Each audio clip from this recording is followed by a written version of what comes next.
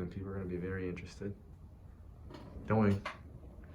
If you like our channel, please subscribe and set yourself up for notifications so you'll never miss any brand new videos. Hey guys, it's Dr. Ben, Health Feed Podiatry. We got an interesting case today. We got a gentleman with a congenital deformity of his left foot. A congenital deformity is when you're born with the condition. Normally when you see something like this, you're thinking amputation right off the bat, but no, he was born with it, and now he's dealing with consequences of both the congenital deformity and diabetes. So he doesn't have any toes, it's just the way he was born. He does have a big toe, but only half of a big toe, and because of that, he's getting excessive pressure along this area right now. So we want to prevent any diabetic foot ulcers. So what we're going to do is we're going to shave it down. We're going to discuss, some surgical options to prevent this ulcer from coming back. Normally, you have other toes to kind of take off some of that pressure, to take some of that pressure as well. But because he only has one toe, it is causing excessive pressure at that one point. So he's here for a second opinion, and that's what we think we are considering doing, because he's a high-risk patient because he is diabetic, and I think we are developing an ulcer here.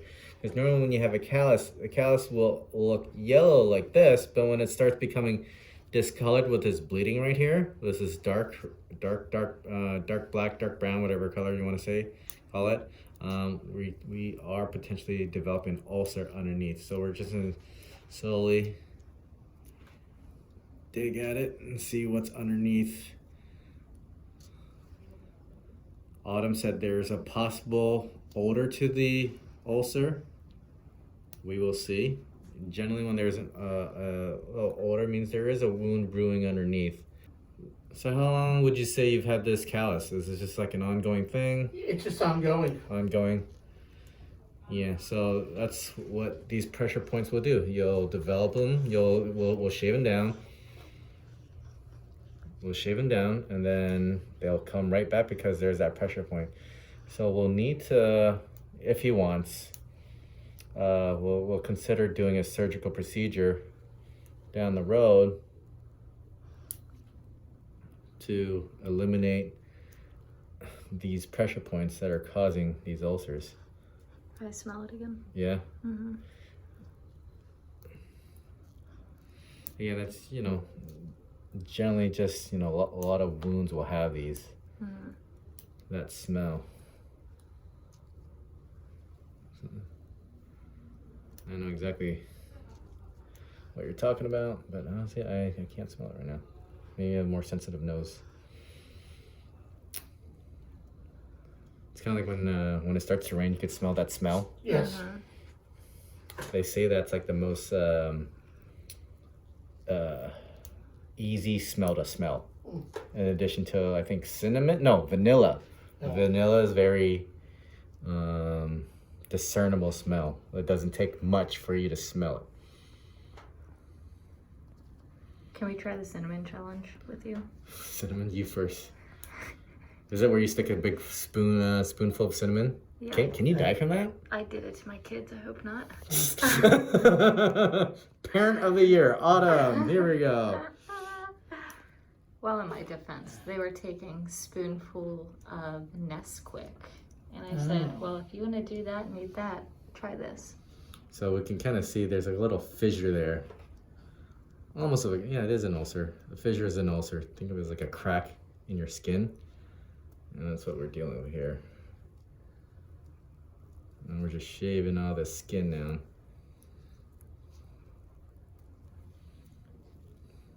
And he's gonna keep developing this until we, treat the underlying cause.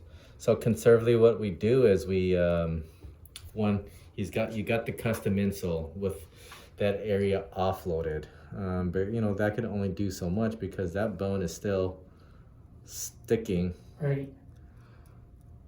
Sticking down and putting pressure. We're looking at an x-ray of both of his feet.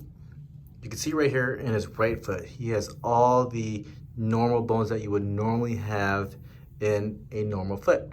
But over here on his left foot, you can see he's missing a lot of the bones that he has on his right foot right here. this is where he is having his ulceration. Instead of all that pressure being distributed across all of his toes, on his left foot, all that pressure is going right there on the tip of that toe. Yeah, ideally, remember, like I said, you should have the 4 other toes here to take off some of that other pressure of it, because that's the only toe. That's the only pressure point when you walk. So for what it's worth, the ulcer is not infected. It's pretty dang small, but you know, it's gonna keep coming back until we address, again, the underlying issue, which is that bone. Questions on treatment plan, sir? And again, like I said, it's a pretty relatively easy procedure. It's called an arthroplasty that we would do of that bone, just where we would just take the little tip off the bone. All right. Any doctor should be able to do it. You go with whoever you're more comfortable with. Okay. All right. So, like I said, good news, not infected, pretty stable. We'll take a quick measurement of it. It's about 0.5 by 0.6. And let's guesstimate the depth. Let's see, by 0.3. 5.5 by 0.6 by 0.3. Remember that, Autumn? Okay. Say that again. Oh, never mind. I remember it. Jeez. Why do I even bother with Autumn? Autumn doesn't make her kids wear seatbelts in the car. Oh. No, I let him ride on the roof, actually. Terrible. I love it. Okay, so let's take a quick overall view. So we have this ulcer, nice and stable, nice and clean after getting it cleaned out. We just got to get the underlying issue. Let's take a look overview of his foot. We should have toes there. The other toes should bear some of that pressure too, but unfortunately that big toe bears the brunt of all his pressure, and that's why he's developing this ulcer. So we're gonna go over some surgical options on how to fix this off camera, but we'll keep you updated on his condition in the future. Again, thank you for letting us record. Thanks for tuning in, guys. Dr. Ben, Healthy Feet Podiatry, and I'll see you guys in the future. Hey, subscribe to my YouTube channel. Bye.